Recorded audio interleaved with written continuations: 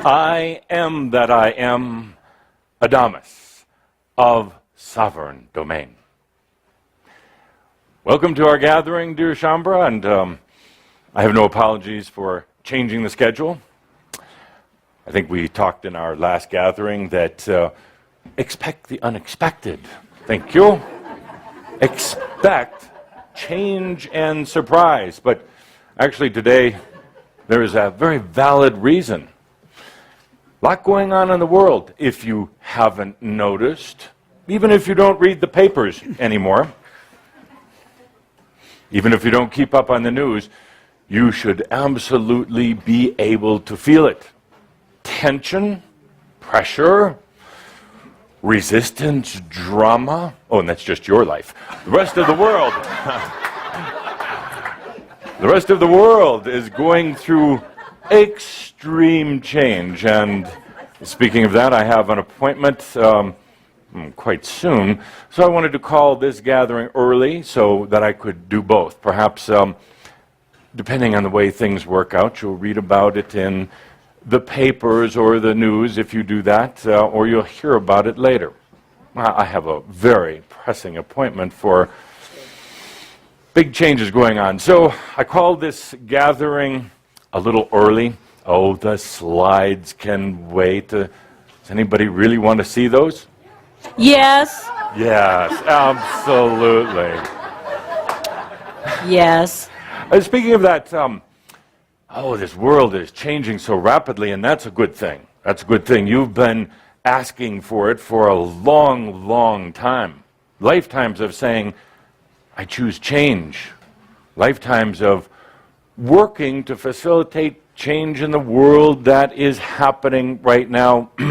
Didn't you get the message, Laughing Bear? The email, that celestial email? We're starting early today. Hurry, use the toilet, get back in here.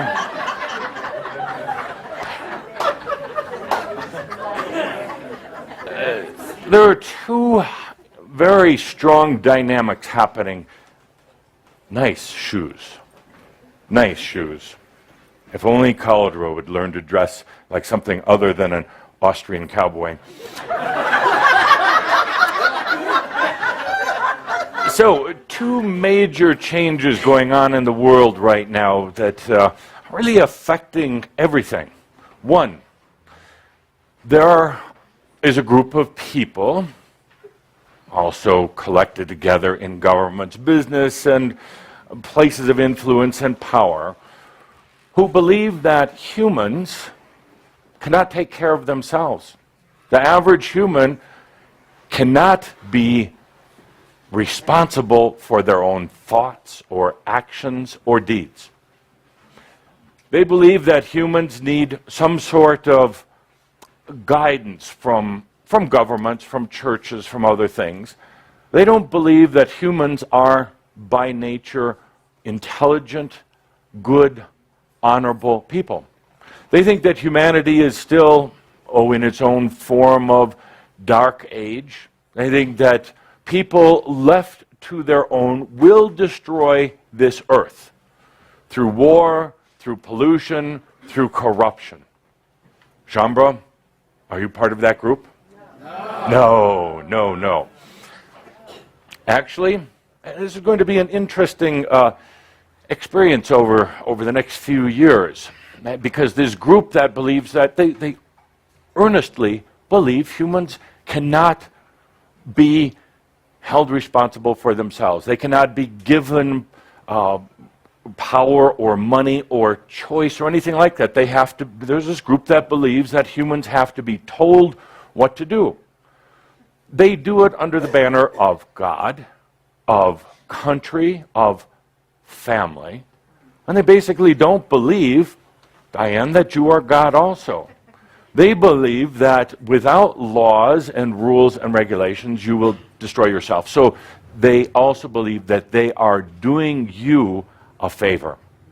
You see, there is another group of people on earth who just don't give a damn. Thank you. I'll look to you when I need a laugh. and a group of people like you that know, that truly believe that humans are by nature good, still working through issues and karma, still attracted or addicted to drama, but given the true pure choice, given divine will in their lives, they will rise to the occasion. They may go through some chaos, they may go through some crises to get there, but ultimately they will make the decision that is best for them, and ultimately anything that's best for you is best for the world. So you have this interesting dynamic going on. There are people very passionate, particularly passionate when it comes to thinking that humans still have to be controlled. Thinking that humans are going to destroy the environment, destroy the economy, destroy everything around them. They're fighting hard, fighting very hard for control. Control of your life, but they're doing it, they think, from a good place. You can see it in the dynamics. You can see it in politics and particularly religion. What religion today, truly, what religion today believes that you are God also? Believes that you can handle this tremendous amount of energy coming in, handle making choices in your life, handle yourself. And we know, Carrie, that you can. That you can. Let's take a deep breath with that. This is one of the forces of resistance. Thank you. Yes. I have infused that with my energy and my love. Yes. So, another dynamic, very, very similar at the same time. Another dynamic is a group of people on Earth who do not want change. If anything, they want to go back to old ways, and you know you can't. What do you want? What would you like? Perhaps it was coffee, but they do not want change. They are afraid of change. They think change perhaps holds something evil, holds something unknown. Change is ungodly. So they are holding out for things to stay the same or go back to what they call simpler times. And they weren't simpler. Just remember some of your past lives, how unsimple they were, how unconscious those lifetimes were. But they want to go back. They want to go back about, somewhere between 1,400 and 2,000 years. Back to the good old days. Yes, back to the desert. So, and they're doing everything that they can from a mass consciousness basis to resist change. There are others that know that change is inevitable. It's going to happen one way or the other. There's some who understand how beautiful it is to have change. Mind if I push some buttons? Whoa. So, amazing. So these are the dynamics that you're feeling all around you in your life. You're feeling that mass consciousness, part of it doesn't think that you can be responsible. Part of it doesn't want change. And this is causing some, amazing energy conflicts. Conflicts that I'm going to be working with later today. And perhaps, just perhaps, you would like to join me in our work later. Would you like to do that? Tell me more first.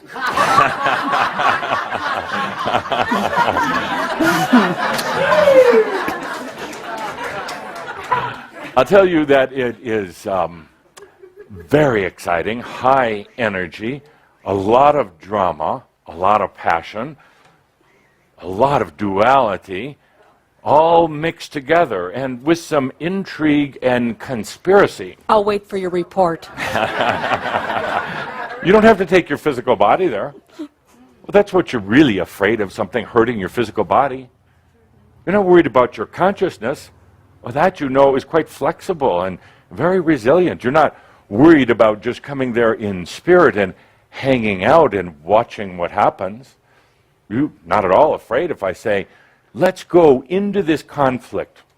It will be happening later today, sometime tomorrow. Let's go there with your spirit, with your consciousness. And let's not pick sides, even though it's kind of fun to do sometimes. Let's not try to force the outcome of the situation, even though it may involve, take a deep breath, human lives and property. Let's just go there and bring new potentials. Potentials that are not being realized right now by the parties involved. You see, and that's what a true change worker, that's what true spirit does. That's what, that's something that really spirit, the big one, the eternal one, a spirit can't really do that like you can, believe it or not. A spirit is there all the time, but unlike you, spirit can't go there and bring new potentials. Really, somebody who is in conscious human form understands how to expand their energy, has the highest level of consciousness to bring in new potentials, even greater than angelic beings. Angelic beings are kind of fluffy, they're kind of non-solid, but a human who expands their energy into a situation like this can bring more potentials than anyone or anything else. So let's do that after you go through your slides today. After the meeting has adjourned. Oh, by the way, sorry you missed the call that we were starting early. Not you, Larry. The one's on. Let's go over here. Sorry you missed the call. We're starting early today. If you're sad that you're missing the slides, we'll do them afterwards. But right now, I'm delivering a message. Thank you. So let's go there later. Now, will it affect you? Or better said, how will it affect you when we go there? Well, you're probably going to feel the tension. You're probably going to feel the massive amount of energy ready to clash. It's not going to hurt your body, or it doesn't have to. You may get a little anxiety, but, you had that before you got here today. Other shoes going to drop. I'm wondering over these past couple of days, what is going on? We'll talk about that in a minute. So, dear Shambhala, let's journey off together later on. Next, last month we talked about the big questions that you were facing prior to our gathering. Big questions being the big dilemmas that you were going through. Do I want to stay on this planet? Well, you don't want a painful physical death, but if you could just snap your fingers and be on the other side, would you do it? No pain, no pieces left behind. If you could just get back over the other side like that, would you do it? No. You say no, but about 2/3 of Shambhala, given the assignment, the homework assignment, to really be with that question in the weeks that followed our gathering, 2/3 still don't know what they want to do. Still procrastinating and delaying. Still going through that god-awful mental scenario where, say, on one column I'll write why I should stay, on the other column why I should leave. And what's really happening is their energy is getting very bottled up, very, very stuck. And when I remind them, as I have done, about it's time to make a decision, they have every excuse in the book. Every excuse. And they even are creating some dramas in their life that don't need to be there so they can avoid answering the question. They're in that in-between zone, that it's not even a no-thing zone, because you can choose no thing, but they're just choosing blank. They're just choosing, it's not even nothing, they're just choosing, frustration, actually. The other part of the question that was posed prior to our gathering last time was, and if you're going to stay, What do you want to do? What are you going to do? Well, that's a difficult, frustrating question. I don't know. What does Spirit want me to do? Sit and think about what you want to do. That's what Spirit wants. Some of you got very mental about the question. You started going back into your previous experiences. What felt good, what didn't. The little catch here with that question was it's almost impossible to answer that question, because what is available to you right now in the field of your potentials is not even something the mind can understand. But yet you were feeling it. You were feeling there is something for me to do. There's something I don't have to do for humanity. There's something to do for myself. I don't even have to do it for my aspects. I can just do it for me. You were feeling it, but when you tried to really articulate it, try to put it into words, it eluded you. It went away. That's very, very natural. Go with the feelings. You don't have to define it. You don't have to be able to write it down on a piece of paper exactly what you want to do. Get into those feelings, something that is fulfilling, something that is fun, something that is liberating. Perhaps that's what you want to do. And I didn't ask the question, what job do you want? Maybe you don't want a job. You know, you can survive. You can survive without a job. You really can. Ask Andra. Ask Norma Garrett. Ask so many of the others who aren't in the old world, old consciousness type of job. You can survive outside of that. Absolutely. That's what we call being a sovereign being. But some people think that means do nothing. If you choose to do nothing, that's fine. That's fine. And if you stop getting mental about what you want to do and get into the feeling, suddenly you're going to realize that Spirit loves to expand. Your Spirit loves to interact. Spirit in a neutral, dull state gets very aggravated. Spirit wants to expand and express. I'll write that down. You've heard it before, perhaps, but then you choose to forget. Spirit wants to expand. Always, always. You've seen the depiction. Spirit can't go back, really, and doesn't want to. Spirit doesn't want to just do nothing, because at the core of Spirit, at the core of you, is this absolute joy of life. Absolute joy of expanding, to find out what comes next. What can I create? Spirit doesn't like being stuck.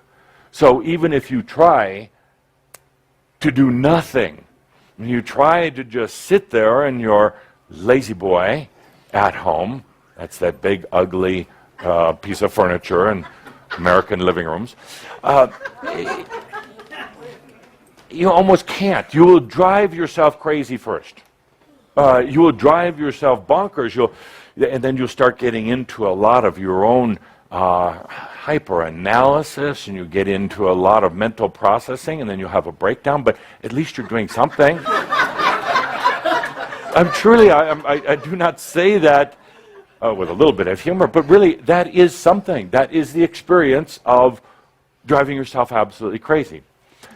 Spirit also wants to express. When you wake up in the morning and everything seems so perfect, you don't have a care in the world, it's a beautiful day out, the rest of your family is gone for the day, you have the house to yourself, you feel this overwhelming sense of joy. What do you want to do? Sing or walk or breathe. But you want to express that somehow. That's the way Spirit is. There's joy of expanding. This leads to the joy of expressing. So, my dear, it would be very difficult. Well, try it. It would be very difficult to just do nothing. When's the last time you did nothing? 2 seconds ago. No, because you're clicking away here, and from here, the heart, of course, you're absolutely loving me. So that is doing something.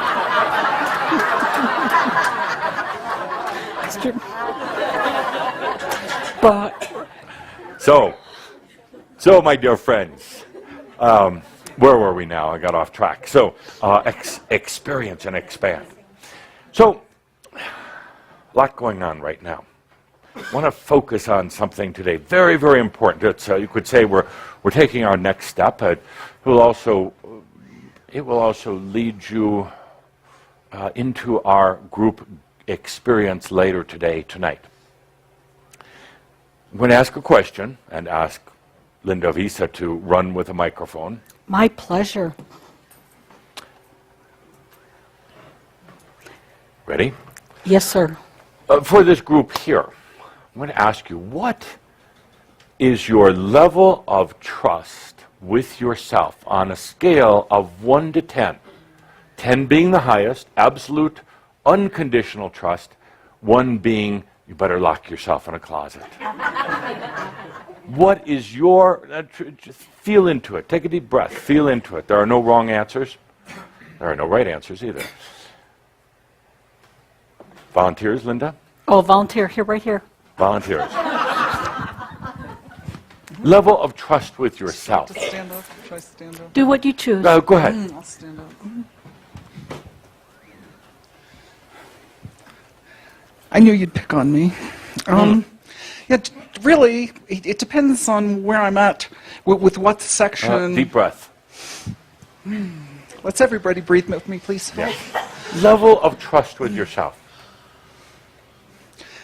This last month, about 1.5. 1.5. Good. Thank you for the honesty. Yeah. Yeah. And over. How about right now?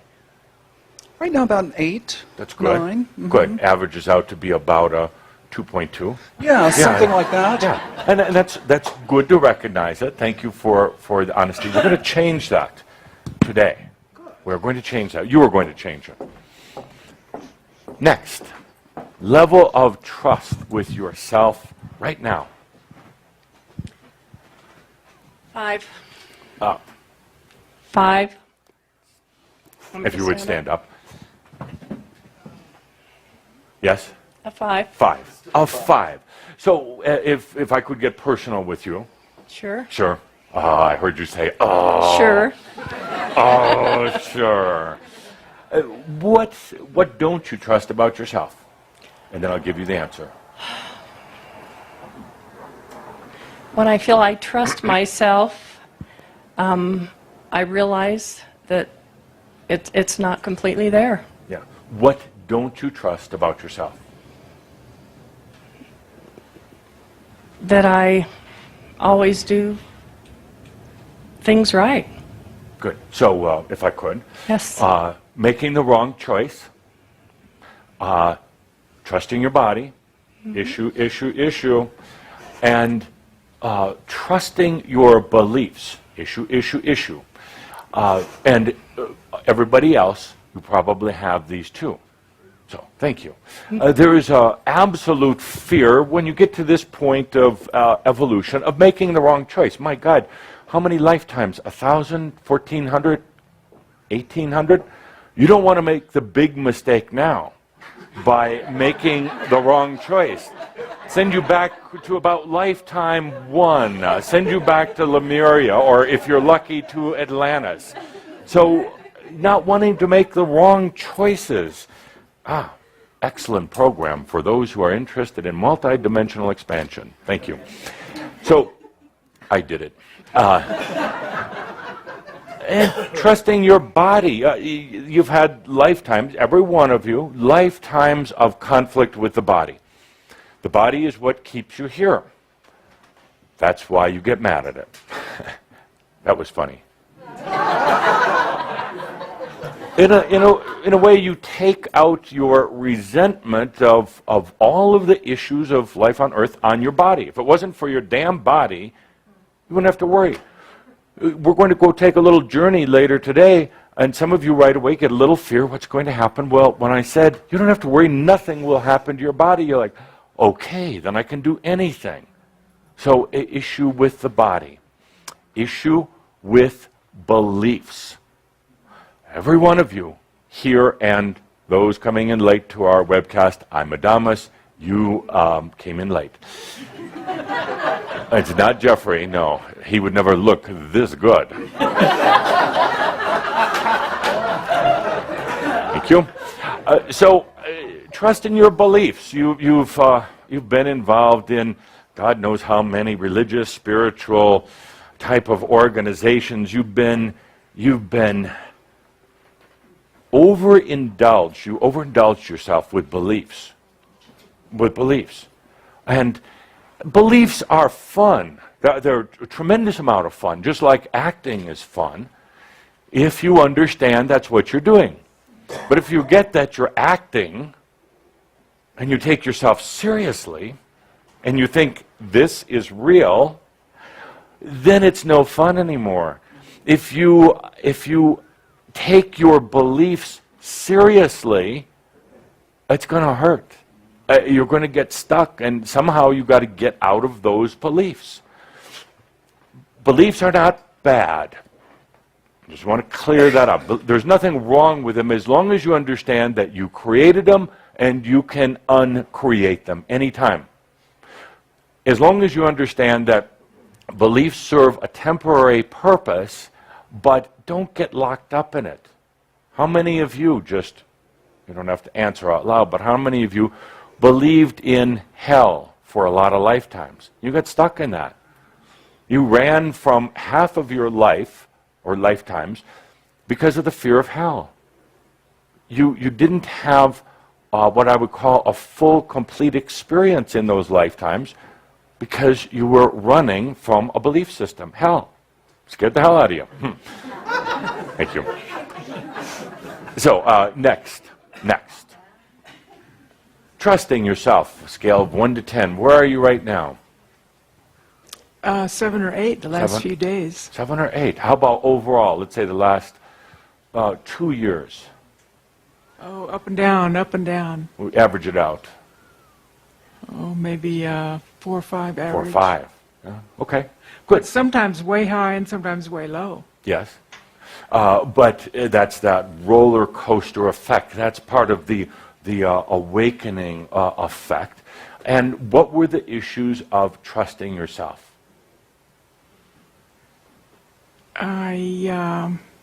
When I could hear really well inside, I trusted real well and went way up high. Not what I asked. Just take a deep breath a moment. What really caused you to go out of trust with yourself? It's so obvious. You're thinking now, you're not feeling. Probably relying on the human. Now I'll give you the correct answer. That you're going to hurt somebody else. You have one of the sweetest, most beautiful, radiant dispositions, but you hurt some people. Not intentionally, didn't necessarily mean to, but you've hurt others. So what do? What do any of you do when you've hurt others, including killing, torturing, those type of things?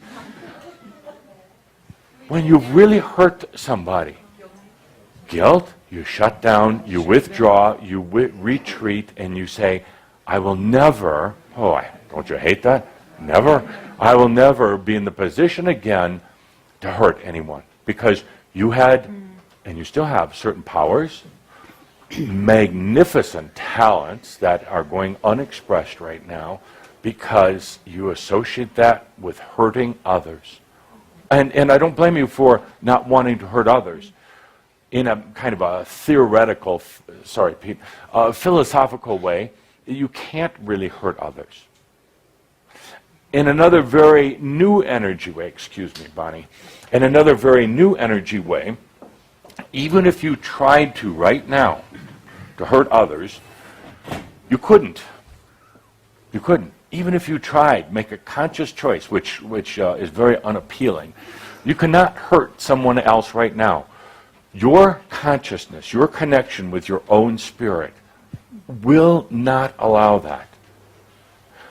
Knowing that you cannot possibly hurt another, wouldn't they give you back a lot of trust? Couldn't we raise that up to about a 7? Sure. Absolutely. Yes. Absolutely. So many, talents that you have. I know who you are. We've worked together.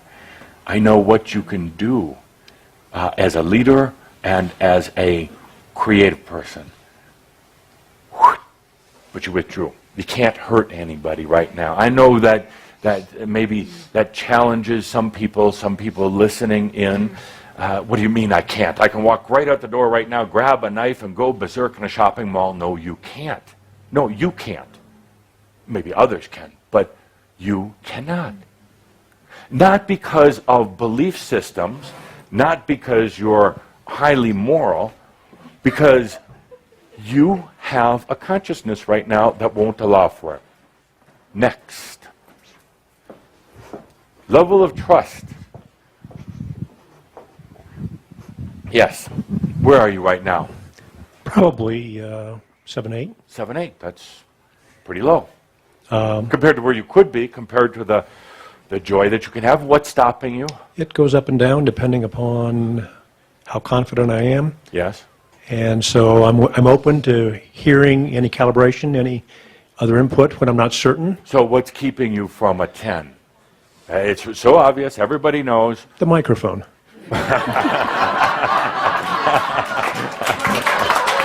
That's good. I want an anonymous pin. So, you get it. You get it. Everybody who's had the microphone so far gets a pin. But let's pursue this. Yes. Yes. My compliments. So you're at a 7 to 8. What's between you and a 10? Because actually everybody should be at an absolute 10, and I'm not going to be happy until you're at a 10. I don't feel I have complete knowing at this instant. Say that again, but stand up. Stand up.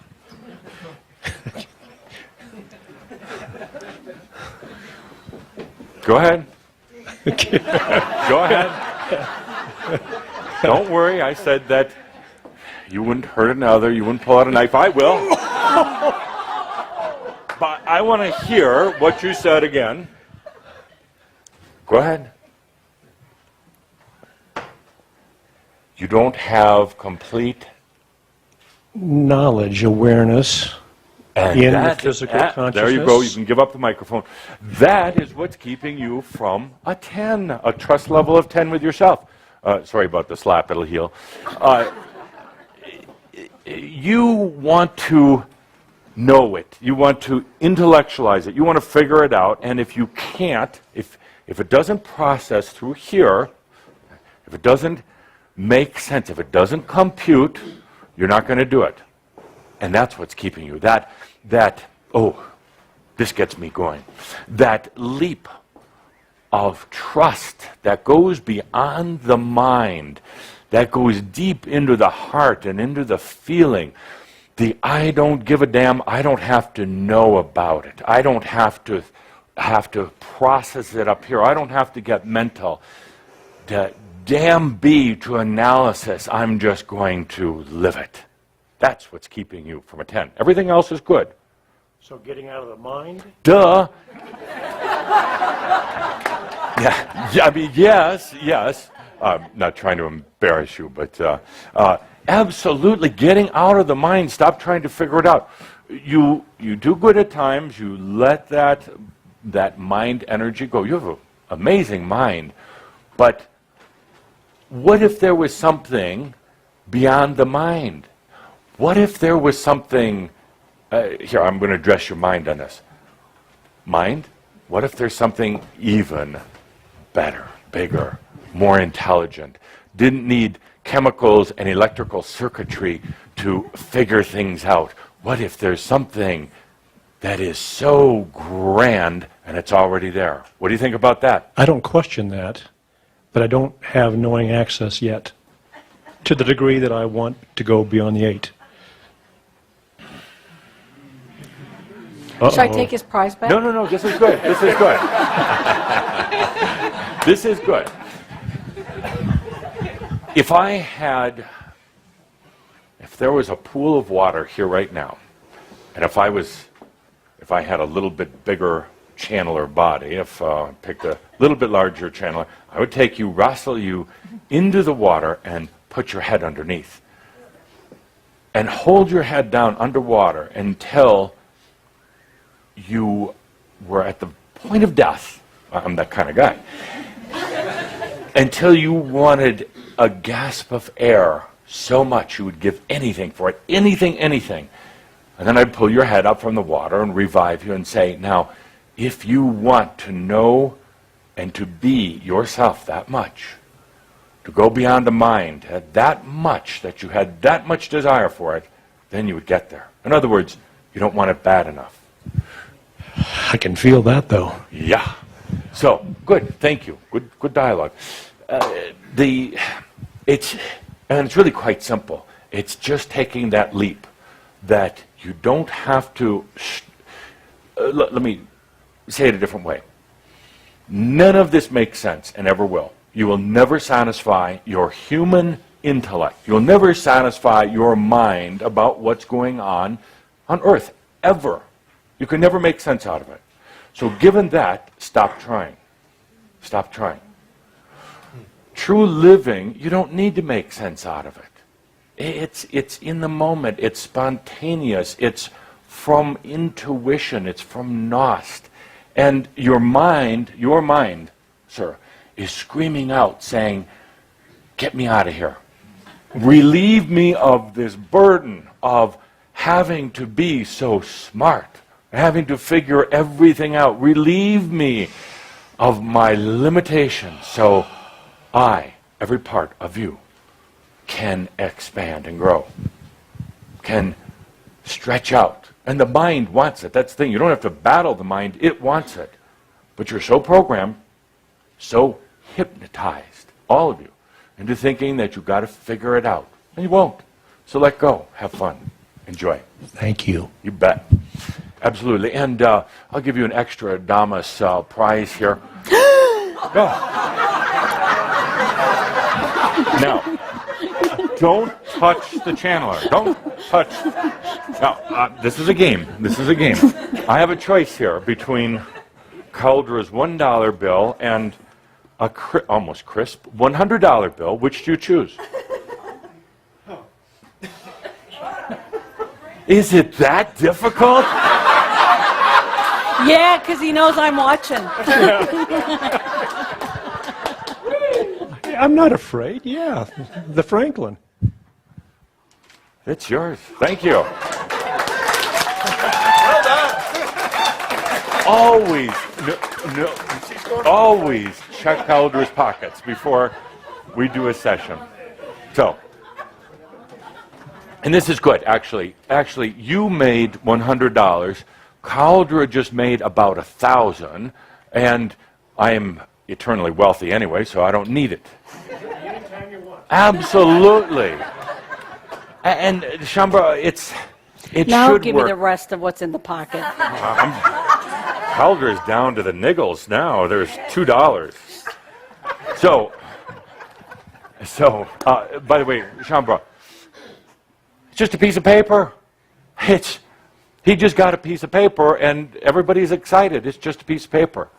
But there's a lot of energy to it. Now, actually, I'd like you to go beyond the mind and turn that into something grander. How do you do that? By holding the $100 out, hold it out, and staring at it, and trying to make it into a $1,000 bill. Not. You do it by, we're going to go through an exercise later. You'll use that, please, for the exercise that we do later. You put it in your pocket and let it go. Yes, good. Excellent. Good. A few more. Level of trust with yourself. Stand up, please. Makes it even tougher, doesn't it? Yes, it does. Oh. I'd say 8. 8. That's good. That's good. And what's keeping you from a... $100 bill.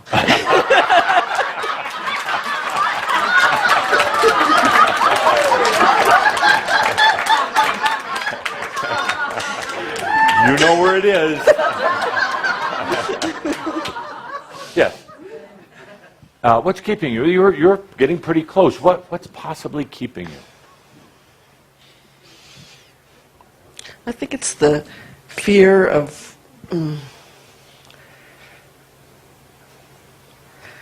It's either fear of not getting there or fear of getting there. It's both. Yeah. It's both. Absolutely. Absolutely. And that's very wise. And if I had any more money, I'd see if I have anything valuable. Don't think about it. So, but yes, it's an interesting predicament. You can be seated. Interesting predicament. It's like you get close, you get to that 8 or particularly that 9 level, and you say, well, what if I connect the dots? What if I come to a point of complete trust in self? What happens then? Andra?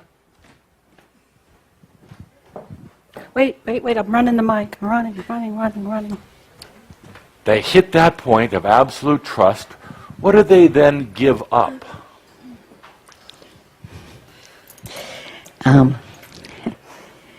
The fear that has been so familiar for so long. The familiarity. Yes, And with it, the game. yes, The game. And what happens? Part of you says, well, if the old familiar isn't there anymore and the game goes away, I don't have anything to do. But you will. Yes. You will. It's a little bit of kind of a dream state thing, a game that's played with self. So you come to complete trust, you give up the game. And part of you says, but, well, if I don't have games to play, why should I stay here? It's a new game, and it's not a game of duality. It's a new joy of being here on earth in the physical body, without pain, without aches, without all of the other issues. So, good. One more, Okay, one more. and make it the right one. Don't make the wrong choice here. Well, I've got your jewelry, so we're all You safe. can't make the wrong choice. So, level of trust with self. For some reason, instantaneously, it bumped up a couple of notches. I'd say it shifts between a 7 and an 8. 7, 8, okay. And what's in between? Oh, forgetting it's a journey and to have fun and to not be serious and thinking that, especially right now, with this new potentials coming through for myself, feeling safe. Yeah. Now, could I give you my answer? Sure. OP. OP. Other people, not old people. Other people.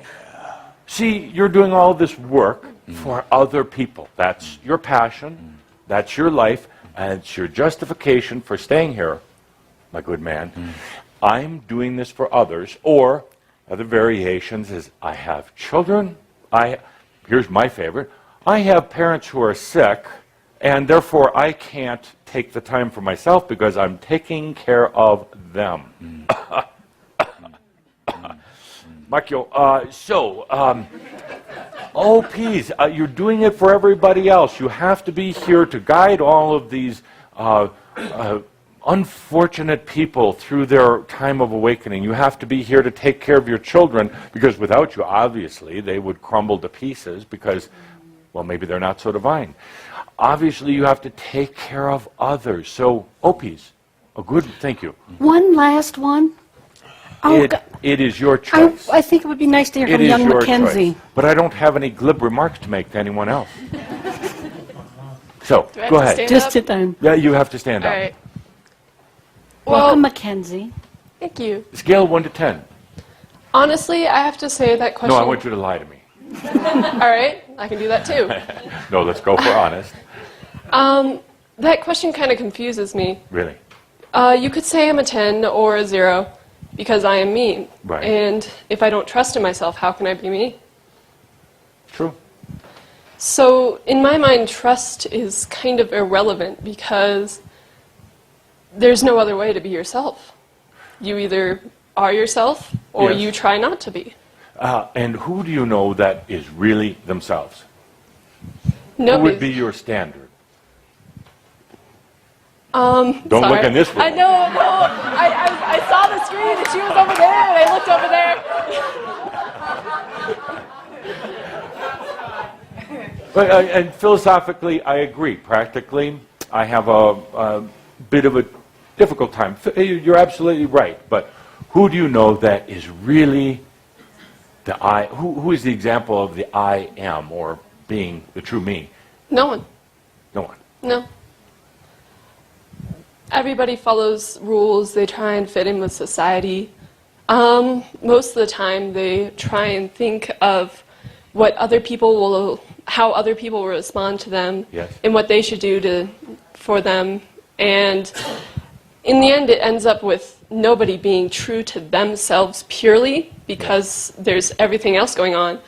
Like, my teacher was saying the other day how she learned that our generation is so just overwhelmed with all this information that's going on everywhere that it's hard to be just purely one thing. So, True. Good.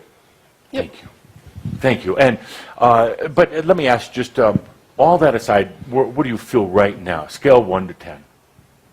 I know I'm being shallow by asking this, but She's 13 and she's with a crowd of adults. Or she's 15. doing 15. amazingly I'm sorry. well. 16. 15.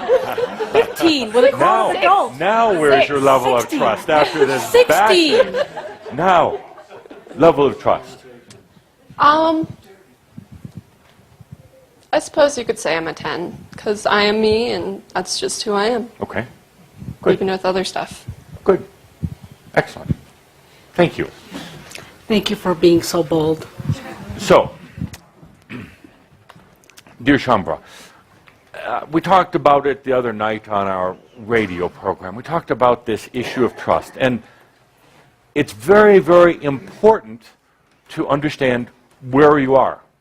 You don't have to assign it a number, but do you really trust yourself implicitly? Do you trust your body? Do you trust your choices?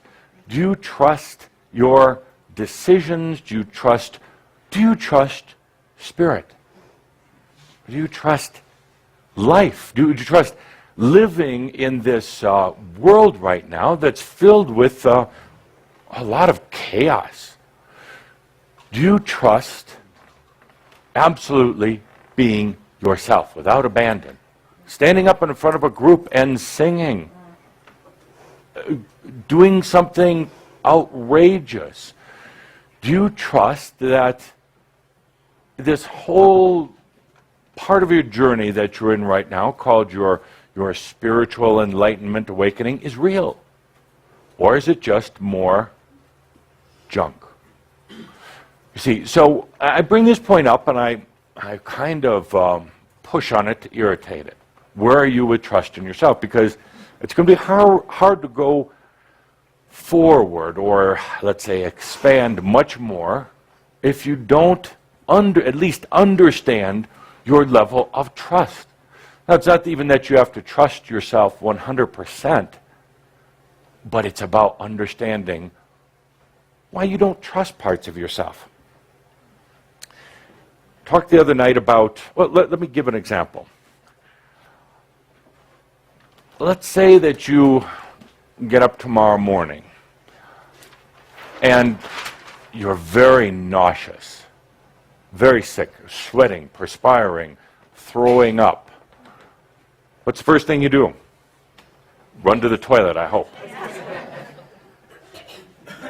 Second, what did I do wrong?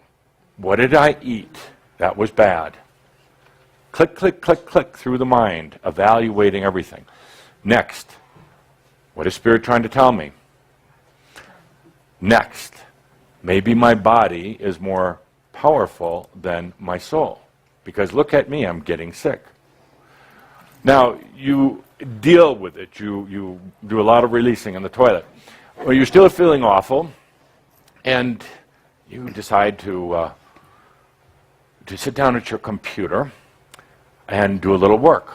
The phone rings and you jerk because you're not feeling so good, and when you do, you knock your computer over, smoke comes out, and it burns up. Oh no, this is going to be one of those days, you say to yourself. Why is my energy off? What am I doing wrong? Why is this happening to me? Am I being attacked by spooks? Alien beings? Maybe there's an evil energy lurking somewhere in my house. I know I should have called somebody to do feng shui to get out the evil energy, and now they're taking over. So you deal with it, you put out the fire, you realize that you are without computer. So you decide to hop in the car, and you know what's going to happen next. To go down to the computer store. And while you're driving down the street, thinking about your so far miserable day, car accident. Nobody gets hurt, but your car is now smoking. Looks kind of like your computer with wheels. It's totaled. It's totaled. And you say, what am I doing wrong? Now, given all of this, oh, by the way, while you're standing there waiting for the police to show up, you realize you don't have your driver's license or your automobile registration. You left them at home, and you've now pulled out your wallet, and you're looking through that, and somebody walks along and steals it and runs down the street. Now, should have stayed in bed? No. Wrong answer. Question: can you be in such a place of trust to know this is absolutely perfect? And can you actually laugh out loud? Ha ha ha. I know I created this. God didn't create it. Adamus, no, he didn't create it. The evil spirits didn't create it. I created it. Can you be at that level of trust and say, damn, this is fun? Or at least I know it's going to evolve from this point forward. That's trust. That's trust. A few other scenarios while the police are coming. Oh, I won't go there. So now that's trust. Every day we, Crimson Council, we get thousands of complaints from Shambhala around the world. Why is this happening? Well, the answer that we give is because you created it. Why are these things happening in my life? Oh, it must be because I need to go out and take a crystal class, and I need to, take vitamins, and you get all wrapped up. What if you had such a level of trust, you know implicitly that it is perfection? What if all of these things that have happened to you today, and when you call for a taxi now to take you home, you meet somebody, perhaps a taxi driver, perhaps somebody else. Meet somebody that brings such gifts into your life. Maybe money, maybe love, friendship, teachings, whatever. Maybe all of these things that happened were part of the setup of you and what you would call your soul self, which your soul self really doesn't care about all the human incidentals. It wants to be with you. And you've called out for it. And when you did, that brought about a dynamic that's unstoppable, and it's going to happen. And thank God that there's wisdom in your soul that's going to now. Your soul didn't create these accidents, but it was an energy between you and your divine. An energy that was put out there and brings back the manifested experiences to make this all possible. And will continue to bring those experiences in. The soul doesn't really care if your car was smacked, because there are other cars. It doesn't care about your computer because it was time to give it up anyway. It was time to get a new one because there's things you weren't doing that you could do with a new computer.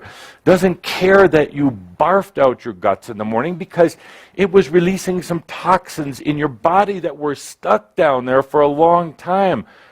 It doesn't care about any of those things because you have a deeper understanding and a deeper wisdom. Now, what gets in the way? That humanoid aspect. That human aspect that doesn't like change, that doesn't want to move forward. That human aspect that doesn't believe its own self. It really doesn't. It doesn't believe itself. Because the human aspect is not real. It's manufactured. It's an act. And it really doesn't believe itself because it knows it's an act, but unfortunately you don't know it's an act yet. All these things happening. You break a leg, you lose your job, whatever. What if you had absolute trust? What if you had a big smile and said, my own guidance from myself is allowing these things to happen to get me off the stick or whatever it is, to move things forward, to continue to expand. And the question is, can you have that level of trust? That's a big one. Can you have that level of trust when a wave of anxiety comes over you, as it has done lately, and say, everything is in perfect order in my life, in your life. If you miss an airplane, if you slip on the ice and fall and mess up your back, can you have that level of trust? Can you? Now, an interesting thing happens. I'll give you the end of the story. When you choose that, then you don't need to have all those things happen because you've already gotten unstuck. So part of you is fearing, oh my God, if I go into trust, I'm gonna lose my job and my partner's gonna walk out on me and my dog's gonna die and oh my God, look at all the things. It's only because you're not at a 10, because you're a 2 or an 8 or a 7. The numbers don't matter. If there's any degree of untrust, whether you're at a 1 or a 9.9, it's all the same. It is all the same. So it doesn't matter if somebody said, I'm at a 2, it's the same as a 9.999. You're not trusting. You're not trusting. Very important point. Oh, take a deep breath. You're all getting so heady on me. Oh. What? You're like, well, how do I get in trust with myself? Make a choice and take a deep breath. That's all. And every time, here goes the clincher. In the next week or so, 10 days, week to 10 days, you will have an experience relating back to this very moment about trusting yourself. Something is going to happen, and I didn't say what. I just said something. And it's going to remind you, trigger you to our discussion that we're having here. And it'll give you an opportunity to make a very conscious choice. Do I trust myself? Or do I get into drama? Do I get into questioning? Do I get into feeling that I'm really not worthy? You have an experience. Write it down afterwards. Write just a short little story about it. It helps you ground that energy, and it could also be good for another upcoming book that we'll do together. There's kind of going to be a Zen day today, so and thank you, Robert, for dressing. So would you mind standing up with the shawl? Very Zen look today. Yes, the Zen monk look. Yes. There is a word, a Zenish kind of word, for absolute trust in self. AHMYO. AHMYO. Can you say it? AHMYO. And in the other realms, it's really not a word. It's a kind of a vibration. AHMYO. Kind of rolls. Let's do it. AHMYO.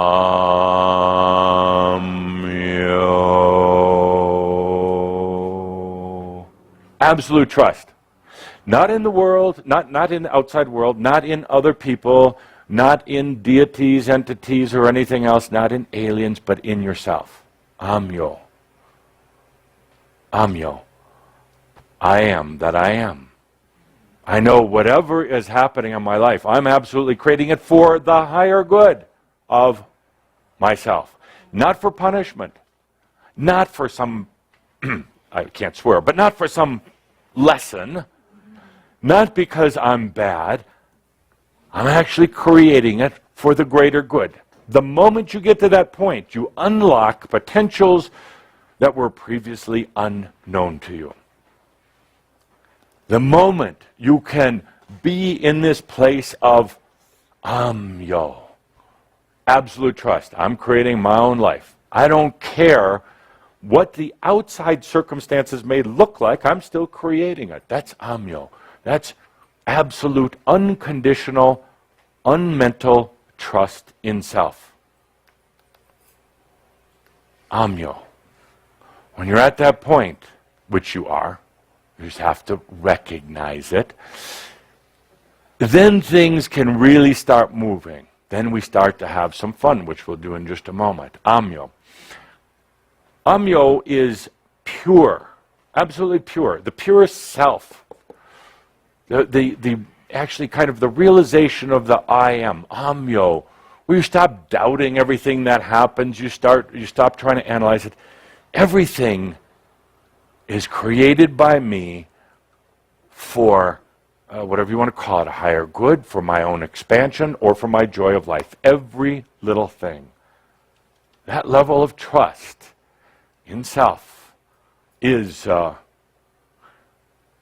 what all of the ascended masters aspired to, or experienced, I should say, in their final lifetimes on earth. That, AHMYO, is what you could say was the final and perhaps the most joyful step.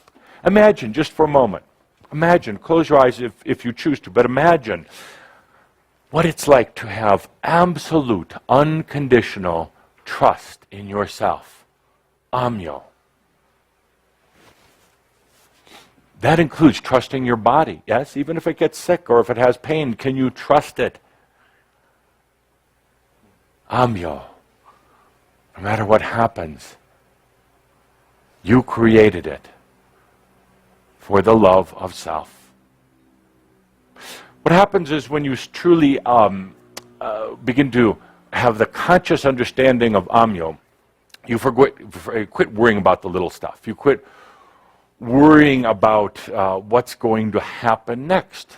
You see, because you realize what happens next is absolutely perfect. But the moment you're in the state of AHMYO, it opens up all the potentials of an illness, which is really not an illness, it's just a clear signal. It opens up the potential of things like lack of abundance that you've been focusing on, or the lack for so long. Suddenly, when you say, I created that, it expands out. It opens up the true highest potential. Then you don't have to experience all the junk in your life anymore. And you don't bring in these, what you call bad scenarios, because there's no need for them anymore. What you would call your soul has now got your attention, and it was just asking to trust you, to trust yourself. So what would be the antithesis of AHMYO?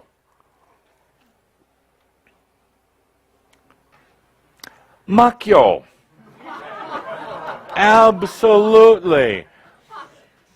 AHMYO. Now, for some of you who don't know what that is, I would say the word for AHMYO means false, delusional, distracting, and also can I say the word? I'll have to write the word, because I've been asked not to say bullshit in front of a group.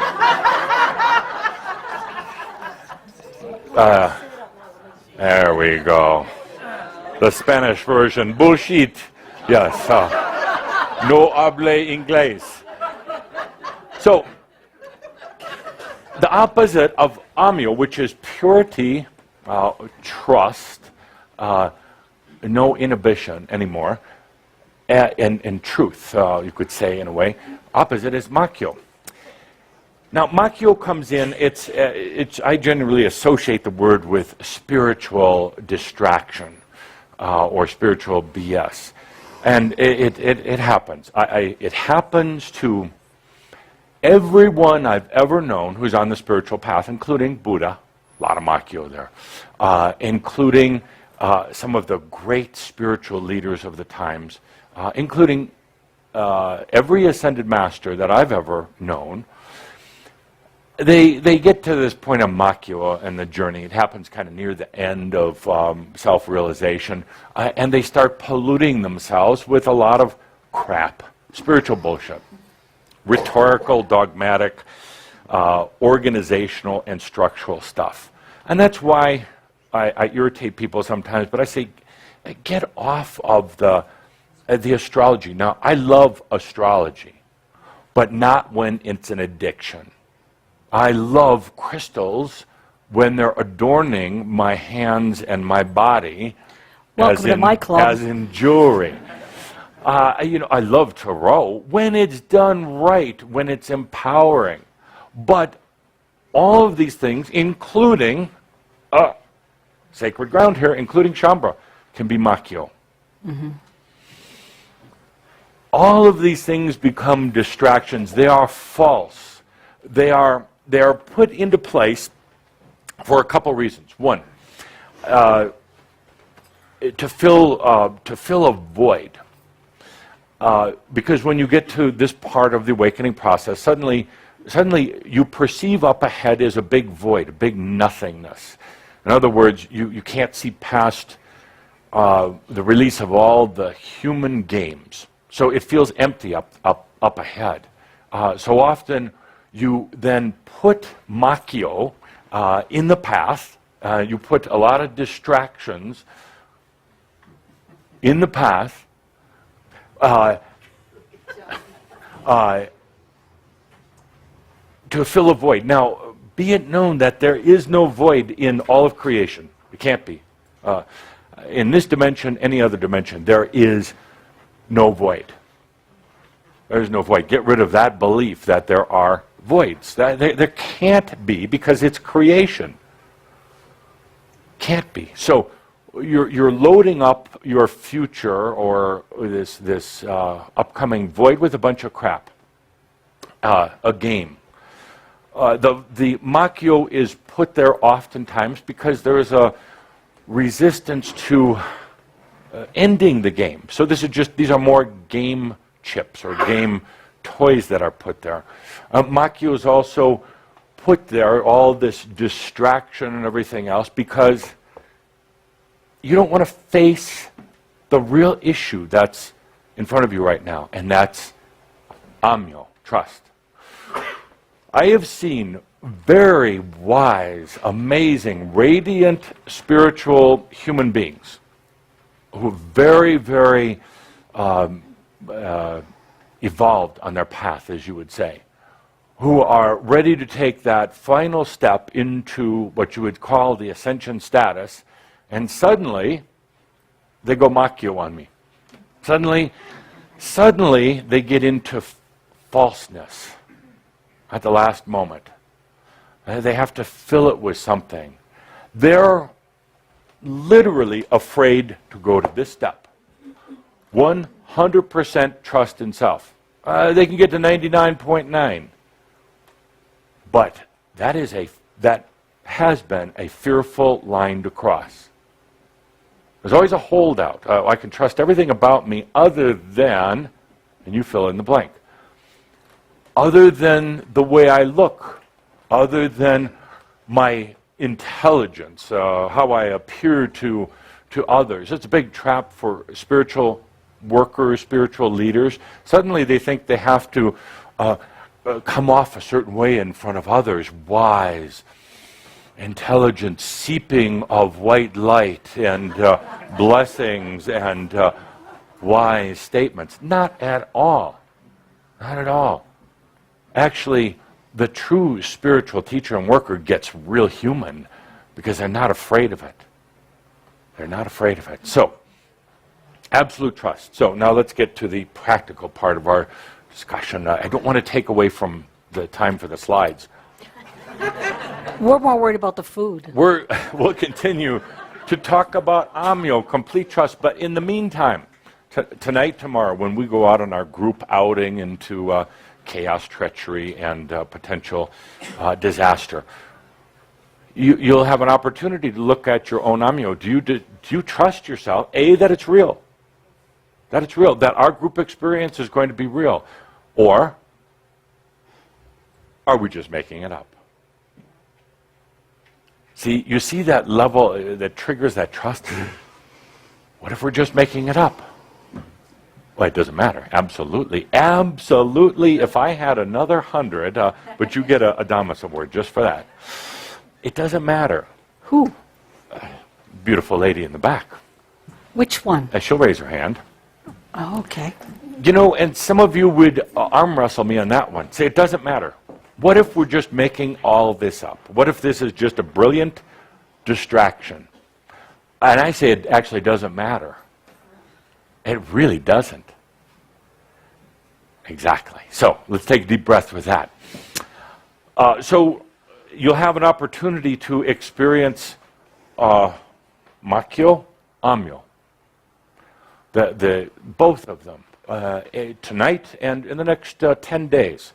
And this is not any sort of punishment or lesson. This is an experience that you're giving yourself so you could really start to feel rather than to think about it, where you can actually get into the heart of it.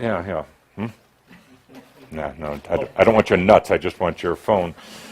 Okay, thank you. Where you can actually get into the real feeling of it. So busted. So busted. So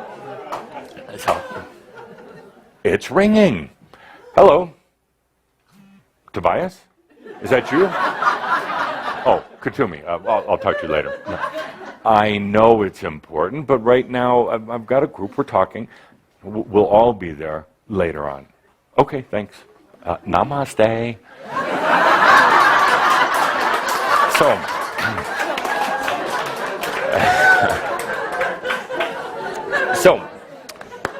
Okay, now we get into the practical application.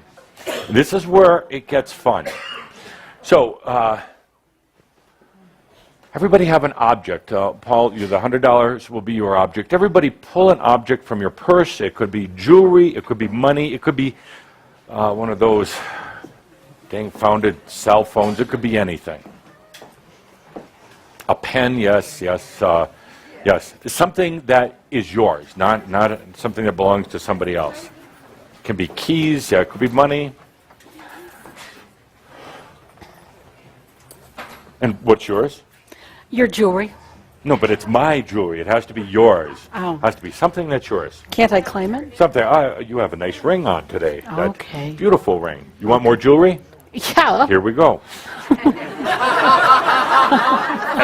Now, we are going to start, and we'll continue to do a process of what I'm going to call infusion. I'm borrowing a little bit from Andra and An here. They do a course in soul fusion. Soul fusion. What's happening right now is that, and I get frustrated with the lack, words cannot always define it, but your soul and your humanness and your aspects are all integrating together. They are fusing. They've never actually really been separate. It's an illusion. But you've created a very strong illusion of separateness from the God within. It's already there, not out there somewhere. You've created a very strong belief and a strong illusion of aspects, fragmented parts of yourself, sometimes coming back on a regular basis for integration, but often very fragmented. So this is a big illusion And what's happening right now is that, bear with me a moment. What's happening right now is it's fusing back together. Well, okay. So, before you get to them, I had to have some. There's never any left. Now, as the soul and self fuse back together, as everything comes back into its natural oneness, now is the time also for you to begin to take that tremendous, beautiful energy of your God self and start infusing it into objects in your life. Infusing it. A couple of reminders here. Do not do it with other people. Do it only in objects that you own, that are yours. That are yours. Don't use borrowed objects. Don't use your kids. Preferably don't use your dogs for this. Do this with objects. We're going to start infusing energy. We're going to start putting it into items such as money, cell phones, your car, your computer, anything that's yours. There is an unnatural barrier between you and the reality all around you. You've found this way, this really clever way of separating yourself from everything else and yourself at the same time. You separate yourself from this planet like it's the planet and you're over here, and we have Mother Earth here, Gaia today, if you would mind standing up. And yes, yeah, thank you. So, and because of this somewhat of a, you could say like an anger or a resistance to being fully embodied on Earth, you've even separated yourself from your items in your life. And there's this belief that material things are going to keep you trapped here. They're not. Actually, they're going to help release you. So we're going to start infusing.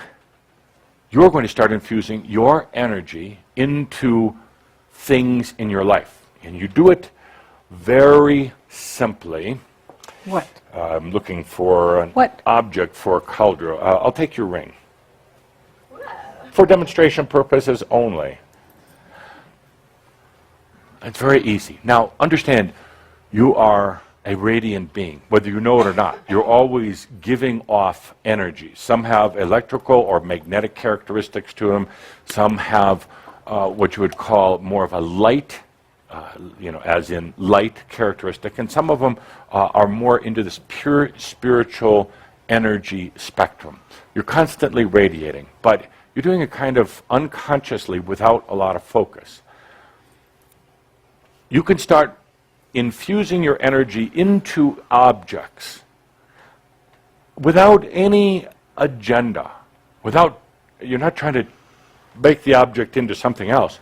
You're literally sharing yourself. And when you do, when you infuse yourself into this ring, you give up nothing from within you. You're not taking a part of your core energy and putting it out somewhere else, because now in the new energy, there's never a loss. There's always gain. You see, new energy works different. It's never taken away.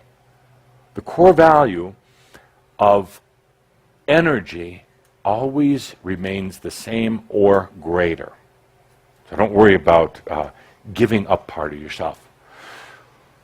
We're going to begin infusion here, or what some of you would call melding, a meld, and blending. The French word for blending, mélange? Mélange. Doesn't that sound better than infuse? So let's say, you can call it whatever you want. Let's say it together, mélange. Let's say it with, would you mind, microphone please? No problem. We really have to hear the nuances in this, the beauty of the French language. Mélange. Mélange. Mélange.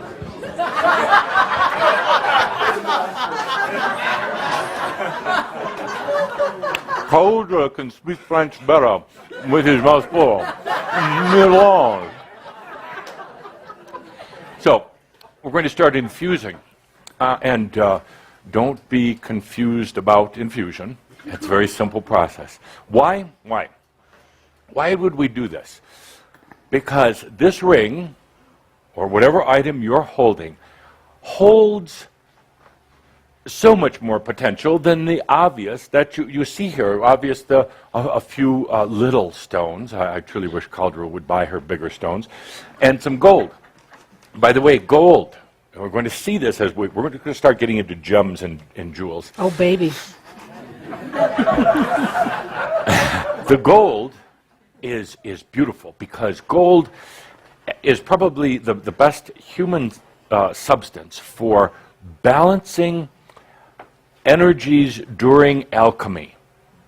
The alchemists weren't trying to change things into gold. They were using real gold or the energetic dynamics of gold to balance a process. Anytime you alchemize, anytime you transmute, anytime you unlock energy that's within something, there is a huge energy exchange and transmutation that can actually be overpowering. The alchemists worked with gold because it has a way of balancing that process so it doesn't overwhelm you. Just a little bit of gold goes a long way in really balancing alchemy. So why are we going to infuse? Well, because this ring is so much more than a ring. This ring has potentials that you haven't even begun to realize. That $100 bill that you now own, it's yours, no longer Calder's, that has potentials in it. Piece of paper, but it has tremendous potentials. Through infusion, in other words, being so trusting of self that you can put part of yourself in it without worry that some other human is going to do something dastardly to you or some evil spirit is going to possess you. They don't want to possess you. Trust me. Not at where you are in your evolution. You're too clear for them. They're going after other humans. So, and I'll talk about that later. But so how do you infuse?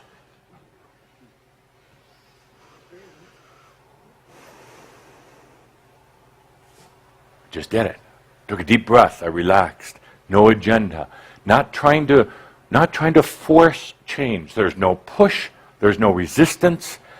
I am so trusting of myself, I don't have to worry about it. And through the breath, I shared. I infused. I expanded into this object without any demands, without saying, okay, now you must turn into 5 rings of greater size, without any of that.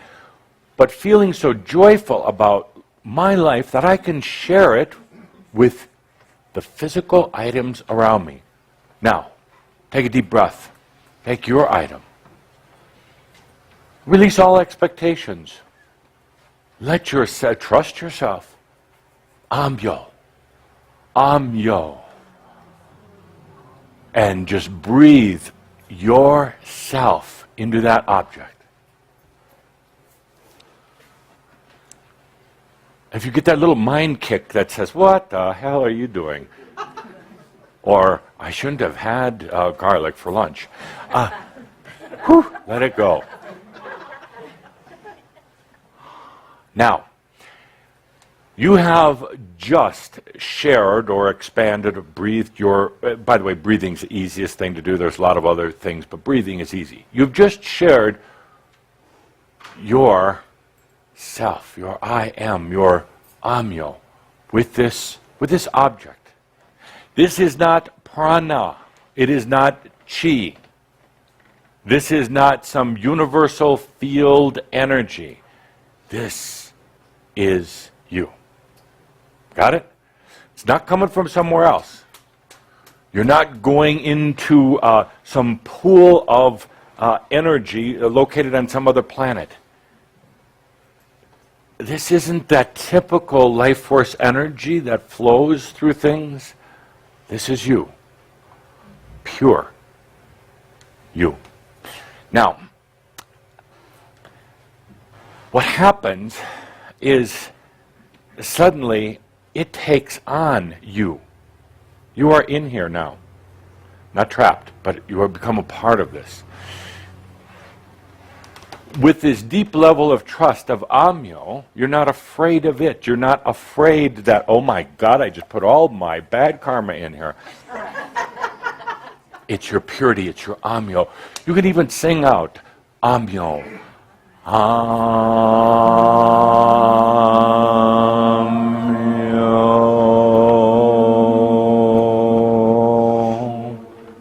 My purity, my love going into this. Thank you. Watch, observe how it unlocks potentials. Now, let me ask, what happens if suddenly, I could have this back. Sure. What happens, now you breathe into this beautiful ring, and suddenly you lose it. Don't even think about it. I'll put it here with other captured devices today. So suddenly you lose it. Oh no, I did it wrong, and this is backfiring at some sort of witchcraft. No, it was absolutely meant to be. Go back to AHMYO. There's something going on here. That ring isn't lost. That ring has expanded into another dimension. Non-physical dimension. Is that what happened to my birthday present this year? That's exactly what happened. That's exactly what happened. You could tell the story. We were in Turkey at the bazaar, and we were looking at all the beautiful things in the bazaar, and all of a sudden Jeff, with some influence I think, saw this beautiful gold bracelet and offered to buy it for me. And it was stunningly gorgeous. It was very valuable. And I loved it and accepted it and put it on my wrist, and it disappeared on the plane to Egypt.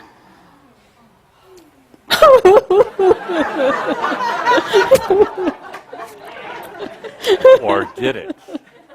Or did it? Or did something else happen? Did it just slip off into another dimension, or did it slip onto the wrist of a local Turk or Egyptian? Doesn't matter. Doesn't matter, because there was a lot of beautiful energy in that, not just the gold and not just the beauty of the item, but Kaldra's loving energy and Linda's birthday. Now, AHMYO says, I did something wrong. I'm not careful. I should take better care of my things. Or here's another example of AHMYO used by Linda herself. Oh. I'm not worthy of love. That was naked, thank you. Very naked. I don't deserve it. I'm not a good enough wife.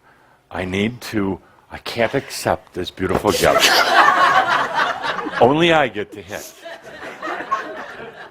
So that's AHMYO.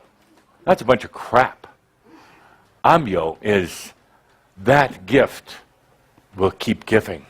That gift has gone out and expanded. It doesn't need to be on my wrist, although it might be nice. That gift is out there, bringing back many other gifts. It all depends on your consciousness. On your consciousness. If you're in AHMYO, you're right. You lost that frickin' thing. And it's never coming back. If you're in AHMYO, you've unlocked the potentials that were within it, and there were many. Can you be that trusting? Wow, is right. Wow. That's life in this new energy, and that's what we're doing. So, back to, that was from Kaldra. So now, infusion, let's get back to that. Blending, melding, mel. So, now, I'm going to ask you to do this with items, and you can do it anytime, anywhere. Even if others are around, if I could have your, well, I'll use this now. Uh-oh. Even if others are around, and you want to do a little infusing, They don't even have to notice. Or you could just pretend you're talking. And you see, you can infuse your energy into everything. So, what are some practical well, first of all, remember, the reason you're doing it, you're sharing your I am. You're now so bold and so trusting that you can go out there and fertilize everything you own with it. Spread it out. It will bring the objects to life.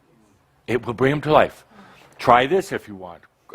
If you have a little figurine, a little statue at home, I know you all do, even if you're hiding it, won't tell me about it. Kuan Yin statue, Jesus statue.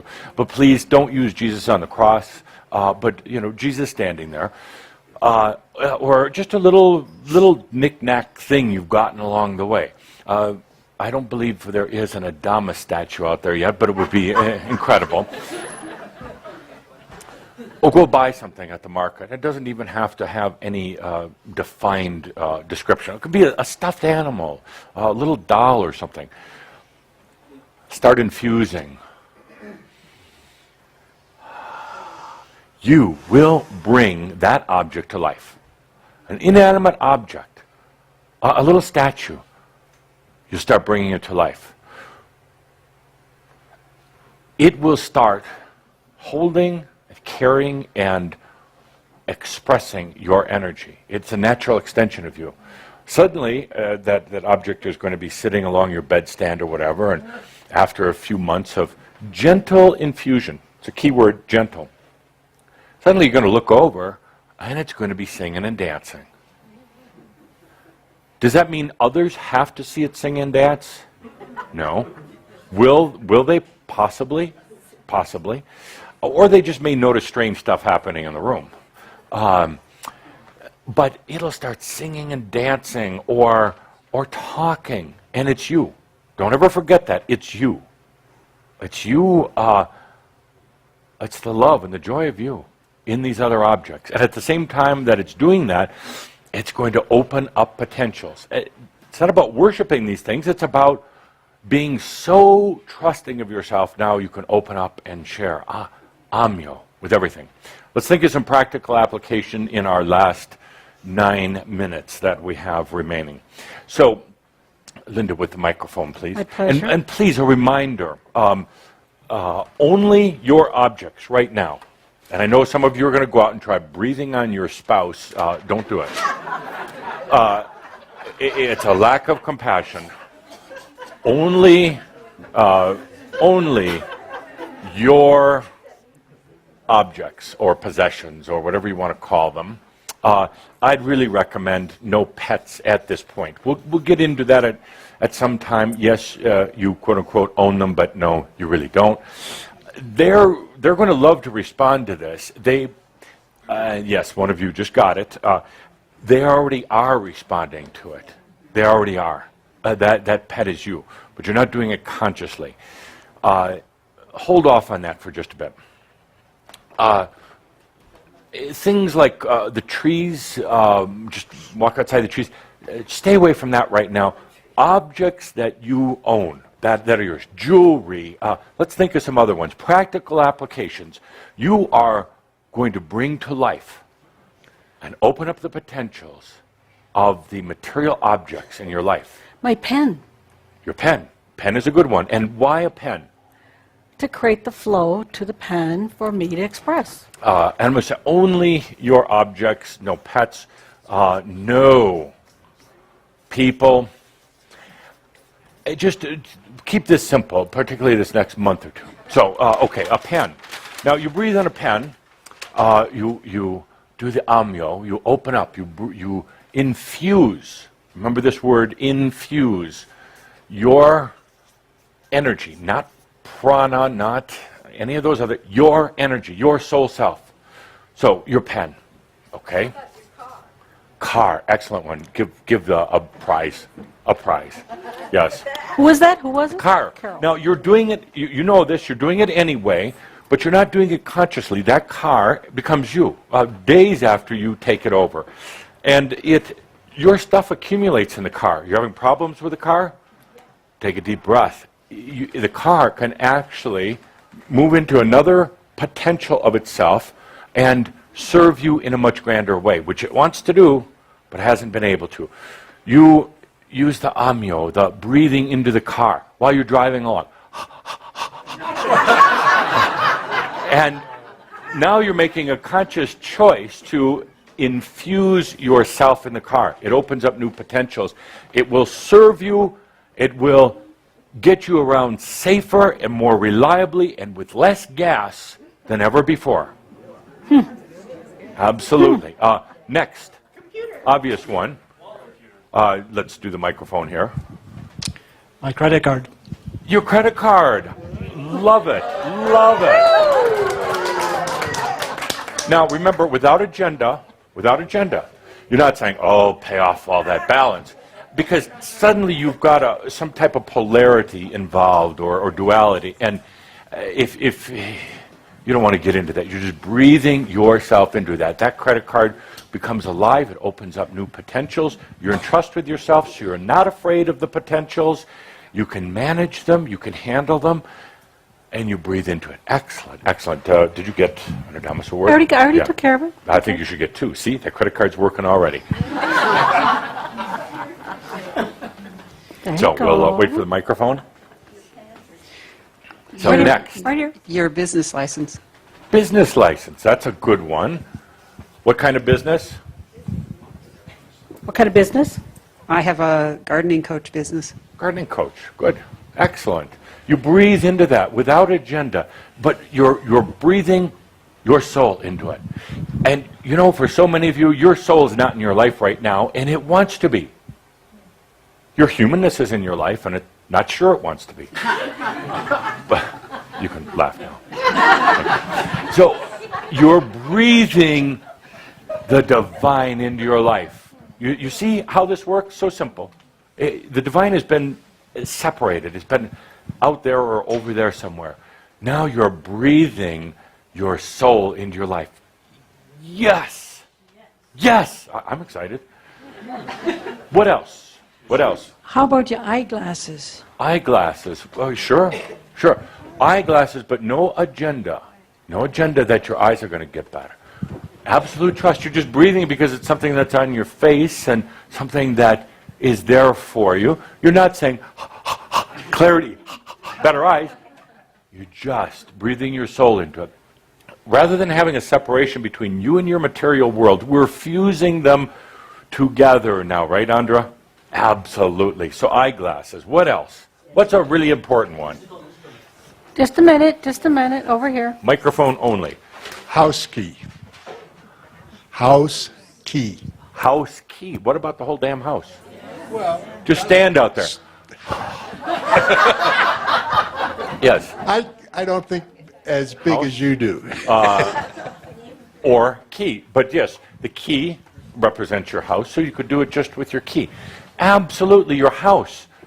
Your house contains more of your energy than just about anything else. Really. Because that's, well, you spend so much time there, that's your retreat. So you breathe into your house. Your soul now comes into your house, into your physical house. Your soul has been off in some other house, and now it can come into your home. See how this works? You're fusing, infusing yourself into your life, and it unlocks potentials that were previously unknown. Next. Hi, Laura and Marty. I know you guys are home right now. Yeah. Our food. Food. Food, everything you eat, absolutely. And please, don't, you're not trying to do magic on the food. You're not trying to Reiki-ize the food. Sorry? Or you're not even blessing it. You don't have to bless it. You're just allowing your soul to be in that food, and it unlocks potentials, whether it's pizza or organic beans, whether it is a steak or a fish, whether it is potato chips or alfalfa. It doesn't matter. You get over this whole thing about your diets. That was a swear word. About your diets, because it doesn't matter. Your soul is now in that food. You're not dependent on that food for energy or protein or anything anymore. What you're really doing is saying, I already have it inside, and now I'm going to eat because I like to. Larry. My whole wallet. Your whole wallet. Okay, yes. That's a good one because your wallet is very symbolic. How's your wallet? Empty. How? Empty. Sorry. Empty. You got 100? Yeah. Is it is it heavy or light? Heavy. Don't look at yourself. I'm looking at you. Make sure I got you on camera. In your wallet. You're absolutely right. Now, but I challenge you, I challenge you to do it in trust.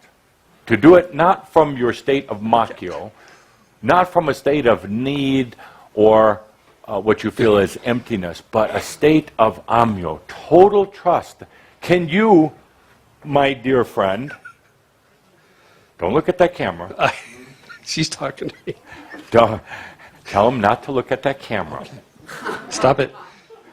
Can you, once and for all, breathe your soul into your life and receive abundance and not worry about it distracting you on your spiritual journey? Yes. Thank you. Good. Okay, next. What else would you breathe yourself into? Musical instruments? Absolutely, that's a good one. Musical instruments. Even if, and especially if you don't play one. Go buy one. Breathe into it. Watch it come to life. Really. Okay, a few more, and I do have an appointment. Kathumi will be upset if I'm late. My bed. Your bed. That's a good one. That's a really good one. What happens in your bed? No, I don't want to. That's okay to ask. Yes. My altar. Yeah. Your bed. Because that is your platform for dream release. Yeah. And it's not just sleeping, but can you imagine unlocking the potentials associated with your bed? Excellent. And one more.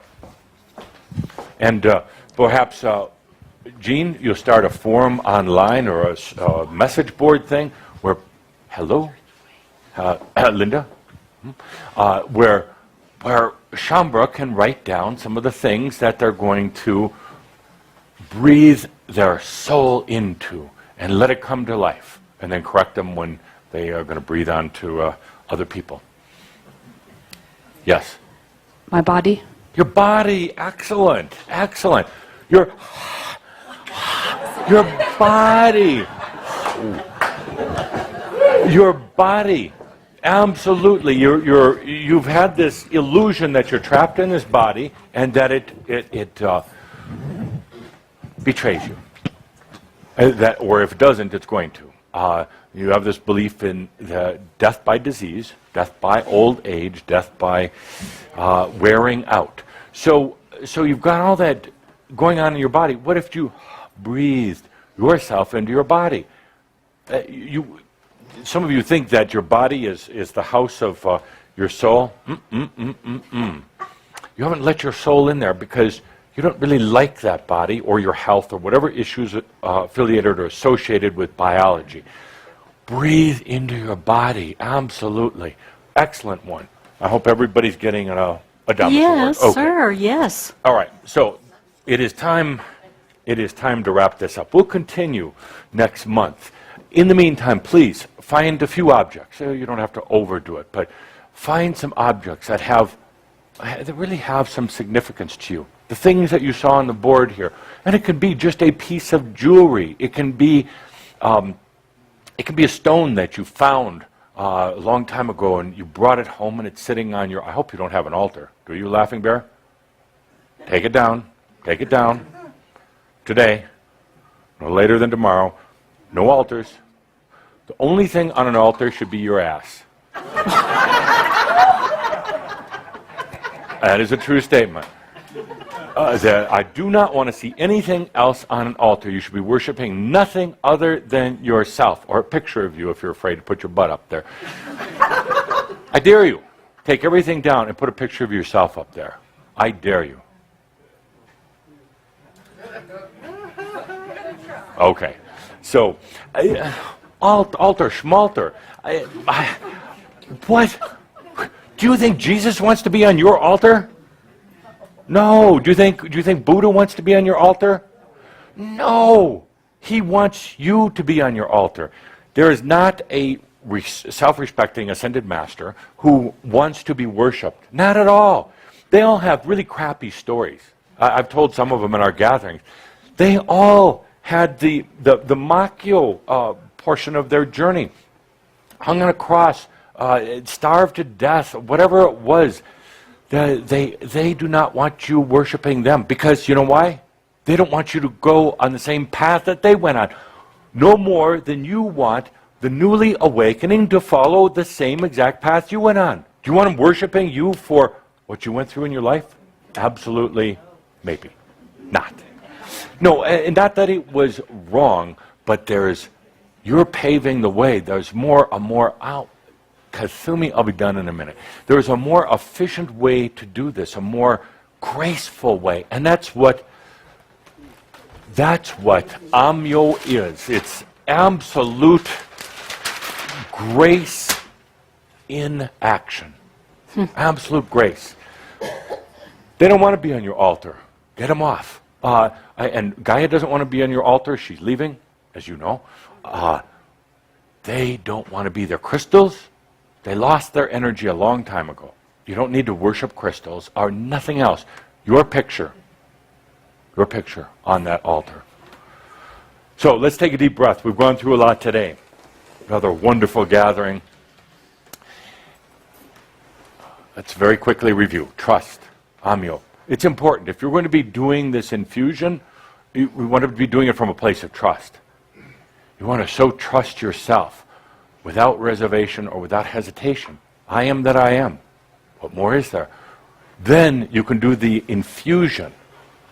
We're going to get into, this will be about 3 or 4 series that we're going to be talking about infusion and what difference it makes in your own life. A huge difference it makes with doing this with the angelic beings who are coming here for the first time. It's going to make a huge difference in what we do together. It's going to make a difference in the potential of the world. It will make a difference later today, tomorrow, whenever we have our event together. Huge difference. So let's take a deep breath about trust, about AHMYO. Take a deep breath and understand when you consciously share your soul and share yourself and breathe it into the objects in your life, you're no longer creating a separation between you and your material world. You're no longer creating separation between you and your spirit in this world. When you breathe life into those objects, they truly come to life and they serve you in a whole new way. So, dear Shambhala, let's take a deep breath and we'll see you later tonight. In the meantime, I have to remind everyone, that all is well in all of creation, and therefore we are all that we are. Good Abend.